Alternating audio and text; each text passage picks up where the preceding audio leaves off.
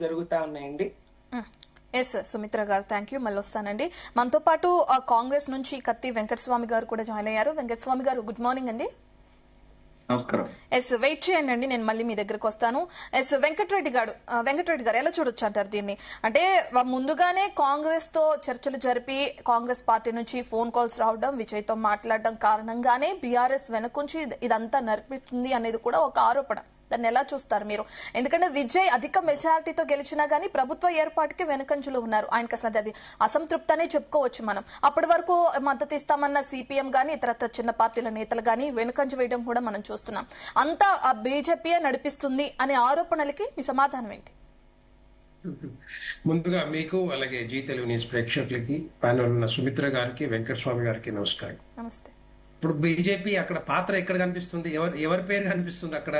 విజయ్ కి గానీ టీవీకి పొత్తు మద్దతు ఇస్తున్న పార్టీ కాంగ్రెస్ పార్టీ అని వాళ్ళే అనౌన్స్ చేశారు కదా. అక్కడ బీజేపీ ఎక్కడ చెప్పండి? బీజేపీ అక్కడ అసలు లేనే లేదు. ఒకవేళ నిజంగానే టీవీకి విజయ్ కి నిజంగా వాళ్ళకి సపోర్ట్ కావాలి, ఎన్డీఏ కూటమి సపోర్ట్ కావాలంటే అది డెఫినెట్ గా ఆలోచిస్తారు దాని గురించి కూడా. ముందుగా విజయ్ కి కావాల్సిన మద్దతు గానీ సపోర్ట్ గానీ గవర్నమెంట్ ఫామ్ చేసేంత సపోర్ట్ ఎక్కడ లేదు. కావాల్సింది 118 మ్యాజిక్ ఫిగర్ కావాలి. వాళ్ళకు ఉన్నది 107, అంటే 108. రెండు నియోజకవర్గాల్లో విజయ్ గెలిచాడు కాబట్టి 107 కిందకి వస్తుంది. సో ఇంకా 11 మంది కావాలి. 11 మందికి మేము ఉన్నాము అని చెప్పి కాంగ్రెస్ పార్టీ నేను అనౌన్స్ చేసింది, చెప్పింది ఇక్కడ. తర్వాత అంతకుముందు మొన్ననేమో సిపిఐ గాని సిపిఎం గాని వాళ్ళు రెండు ఎమ్మెల్యేలు గెలుచుకున్నారు. మిగతా చిన్న పార్టీలు ఉన్నాయి, అవన్నీ కూడా మేము కలిసి వస్తామని చెప్పిన వాళ్ళు హ్యాండ్ ఇచ్చారు. వాళ్ళు వెనక్కి తగ్గారు. మేము సపోర్ట్ చేయము అని చెప్పేసి డిఎంకే స్టాలిన్ కలిసి వచ్చారు, ఇది వామపక్ష పార్టీ.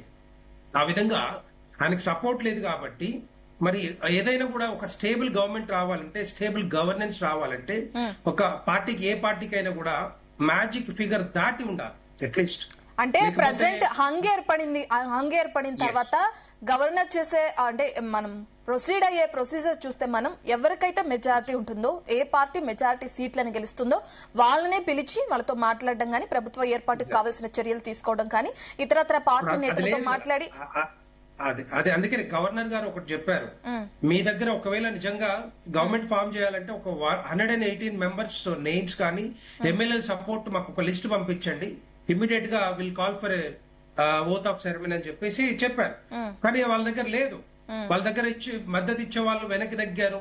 అందుకని వాళ్ళ దగ్గర లేక వాళ్ళు ఏం ఇవ్వలేకపోయారు. నేను ఏమంటున్నంటే, ఏదైనా స్టేబుల్ గవర్నమెంట్ రావాలంటే డెఫినెట్ గా మ్యాజిక్ ఫిగర్ దాటి ఉండాలి. లేదు అంటే ఈ రోజు పిలిచారనుకోండి, ఒకవేళ oath of ceremony chief minister గా ప్రమాణ స్వీకారం చేస్తారు. 1 డే తర్వాత మళ్ళీ దాని మీద ఏది ఎంతమంది ఉన్నారు ఏంటి అనేది నిరూపించుకోపోతే అసెంబ్లీలో మళ్ళీ గవర్నమెంట్ పోయే అవకాశాలు ఉంటాయి కదా. అందుకని ఏదైనా గవర్నమెంట్, ఏదైనా పార్టీ ముందుకు వస్తే ఆ పార్టీకి సరిపోను నంబర్ ఉంటే డెఫినెట్ గా అది గవర్నమెంట్ ఫామ్ చేయొచ్చు. రెండవది ఏంటంటే, ఇక్కడ కాంగ్రెస్ పార్టీ డిఎంకేలో అలయన్స్ పార్టీ, ఎన్డీ కూటమిలో అలయన్స్ వాళ్ళు డిఎంకే నుంచి బయటకు వచ్చి 5 ఏదైతే ఎమ్మెల్యేలు గెలుచుకున్నారో, మేము మీకు సపోర్ట్ చేస్తామని చెప్పి విజయ్కి చెప్పారు. ఇక్కడ కనపడతా ఉంది ఇక్కడ, అంటే డిఎంకేలో దగ్గర 51 సంవత్సరాల నుంచి, నేను అనుకుంటాను 55-51 సంవత్సరాల నుంచి డిఎంకేతో కాంగ్రెస్ పార్టీ అలయన్స్. డిఎంకే ద్రవిడ పార్టీలు పుట్టిందే కాంగ్రెస్ వ్యతిరేకంగా. ఏదైతే ఎప్పుడైతే 1967-65 నుంచి మొదలు పెడితే హిందీ మూమెంట్ దగ్గర నుంచి 67లో ఏదైతే ఎలక్షన్ వచ్చిందో కాంగ్రెస్ వ్యతిరేకంగా ద్రవిడ పార్టీలు పుట్టాయి. ముందుగా రామస్వామి ఏదైతే జస్టిస్ మూవ్మెంట్ తీసుకొచ్చి పార్టీ పెట్టాడో, అక్కడి నుంచి జస్టిస్ మూవ్మెంట్ దగ్గర నుంచి అక్కడ విడిపోయి మళ్ళీ డిఎంకే గానీ ఏఐడిఎంకే గానీ ఆ పార్టీలు వచ్చాయి. ఫస్ట్ డీకే పార్టీ వచ్చింది. ఆ డీకే పార్టీ నుంచి డిఎంకే వచ్చింది. డిఎంకే నుంచి బయటకు వచ్చి ఎంజి రామచంద్రను ఏఐడిఎంకే పెట్టారు. అంటే ద్రవిడ పార్టీల సిద్ధాంతం అంతా ఒకటే బేసిక్ గా. కాకపోతే అక్కడ వాళ్ళకి మధ్యలో పొనసక, వాళ్ళకి అండర్స్టాండింగ్ లేక పార్టీలు డివైడ్ అయిపోయి ఆ విధంగా రెండు పార్టీలు వచ్చి అప్పటి నుంచి 1967 నుంచి మనం ఇప్పటిదాకా ఆ రెండు పార్టీలు మాత్రమే భాగం పంచుకుంటున్నాయి. ఎవ్రీ 5 years కి పార్టీలు ప్రభుత్వాలు మారుతా ఉన్నాయి. ఆ రెండింటి మధ్యలో ఇక మిగతా పార్టీలు ఎక్కడ లేవు అక్కడ చెప్పాలంటే. సో ఆ విధంగా కాంగ్రెస్ పార్టీ కనుమరుగైపోయింది. ఎప్పుడైతే 1967లో డిఎంకే పార్టీ గెలిచిందో అప్పటి నుండి కాంగ్రెస్ పార్టీ కనుమరుగైపోయింది. కొంత చిన్న నంబర్ వస్తుంది తప్పితే ప్రభుత్వం ఏర్పాటు చేసేంత నంబర్ మాత్రం గెలుచుకోలేకపోయింది. ఆ విధంగా ఈ రెండు పార్టీలు వచ్చాయి. సో ఈ రోజు కొత్తగా అనుకోకుండా అనూహ్యంగా అన్ఎక్స్పెక్టెడ్ గా ఇది విజయ్ టీవీకి స్టార్ట్ చేశాడు కాబట్టి అది ఎమర్జ్ అయిపోయి మరి యువతలో కొంత క్రేజ్ ఉండి వాళ్ళు దగ్గర 108 సీట్లు గెలుచుకున్నారు.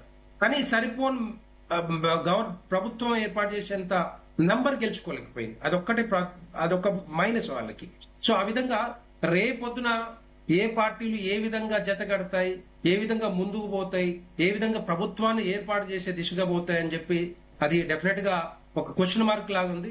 మరి అది ఏ విధంగా జరుగుతుంది అనేది చాలా మంది నేను చూస్తా ఉన్నాను. డిఎంకే ఏఐడిఎంకే ఎందుకంటే సిద్ధాంతం ఒకటే కాబట్టి ఆ రెండు పార్టీలు పొత్తు పెట్టుకుంటే మిగతా చిన్న పార్టీలు ఇవన్నీ కలుపుకుంటే సిపిఐ గానీ సిపిఎం గానీ వీకే గానీ మిగతా పార్టీలన్నీ కలుపుకుంటే వాళ్ళకి ఒక దగ్గర 120 సీట్స్ ఉన్నాయి. అంటే మ్యాజిక్ ఫిగర్ కి సరిపోను ఆ సీట్స్ వాళ్ళకు ఉన్నాయి. రేపొద్దున అది వచ్చినా కూడా దాంట్లో డౌట్ లేదు. సో ఆ విధంగా వచ్చే అవకాశాలు ఉంటాయి. సో ఒకటేంటంటే ఎక్కడైనా కూడా మేజర్ గా ఏదైనా ఒక 5 సంవత్సరాలు పార్టీని నడిపించాలంటే 5 సంవత్సరాలు ప్రభుత్వాన్ని నడిపించాలంటే డెఫినెట్ గా దానికి ఒక నంబర్ మాత్రం ఒక సఫిషియంట్ నంబర్ మాత్రం ఉండాలి. లేకపోతే ఇక్కడ నుంచి బయట నుంచి ఇక్కడికి లోపల యాంటీ డిఫెక్షన్స్ కానీ జరిగే అవకాశాలు ఉంటాయి. దాంట్లో పార్టీల నుంచి పార్టీలకు మారే అవకాశాలు ఉంటాయి. కనుక దాన్ని ఆచితూసి మరి గవర్నర్ గారు కూడా నిర్ణయం తీసుకుంటా ఉన్నారు. సో అది రేపొద్దున ఈ రోజు రేపో తెలిసే అవకాశం ఉంటుంది. ఓకే వెంకటరెడ్డి గారు, థ్యాంక్ యూ. రైట్, వెంకటస్వామి గారు, మనం చూస్తున్నాం కాంగ్రెస్ మద్దతు ప్రకటించింది టీవీకే పార్టీకి సంబంధించి 5 సీట్ల మద్దతు దొరికినా కూడా ఇంకా ప్రభుత్వ ఏర్పాటుకు కావాల్సిన సీట్ల మెజార్టీని సాధించలేకపోయిందని చెప్పుకోవచ్చు టీవీకే పార్టీ. అసలు ఏంటి మీ స్టాండ్ ఏంటి? అటు టీవీకే పార్టీకి సంబంధించి కాంగ్రెస్ తరపు నుంచి మీరు ఏం చెప్తారు? ఒక పక్కన అటు గవర్నర్ కూడా విజయ్ని బల నిరూపణ చేసుకోవాలి, 118 మ్యాజిక్ ఫిగర్ దాటితేనే ప్రభుత్వ ఏర్పాటు అంటూ కూడా తెలియచేయడం మనం చూసాం. నిన్న 112 మంది మద్దతు ఉన్న లేఖను తీసుకుని విజయ్ వెళ్ళినప్పుడు అసలు దీనంతా ఎలా చూస్తారు? ఏం చెప్తారు? ముందుగా ఛానల్ ఉన్న పెద్దలకు, మీకు వీక్షకులకు నమస్కారం. నమస్తే. ఫస్ట్ ఆఫ్ ఆల్ అక్కడ ఎవరినో నడిపిస్తున్నారు అనేటువంటి దానికి అర్థం లేదు. ఎందుకంటే విజయ్ మొదటి నుంచి కూడా ఎవరితో కలవడానికి సుముఖంగా లేడు. ఆయన అందరితో, అదే ఆయన విజయానికి ఒక పెద్ద రహస్యం. ఆయన ఇండిపెండెంట్ గా పోతున్నారని ఇవాళ ప్రజలు బ్రహ్మరథం పట్టినారు అక్కడ. సో కాబట్టి బీజేపీ నడిపిస్తుంది లేకపోతే కాంగ్రెస్ నడిపిస్తుంది అనడానికి ఆధారాలు ఏం లేవు, అర్థం కూడా ఏం లేదు. రెండో విషయం ఏంటంటే కొత్తగా ఒక రాజకీయ పక్షం, ఒక ప్రాంతీయ పార్టీ ఎమర్జీ కావడము తమిళనాడులో జరిగినటువంటి అనూహ్య పరిణామం. ఇప్పటిదాకా 2 ప్రాంతీయ పార్టీల డామినేషన్ ఉంది. దాని నుంచి సాధారణంగా ఇప్పుడు పశ్చిమ బెంగాల్లో ప్రాంతీయ పార్టీ నుంచి జాతీయ పార్టీ వచ్చింది.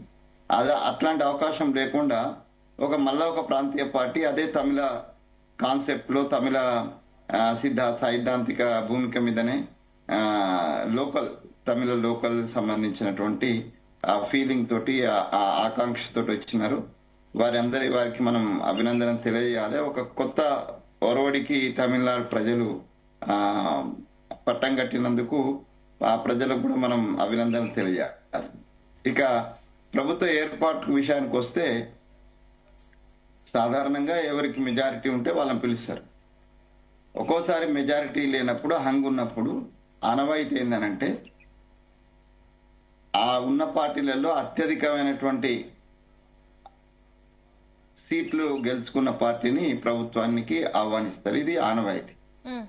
ఈ ఆనవాయితీకి విరుద్ధంగా గవర్నర్ గారు వ్యవహరిస్తున్నారు. రెండవది, కాంగ్రెస్ పార్టీ కొంత డిఎంకే తోటి ఉన్నప్పటికీ స్వేచ్ఛ ఉంది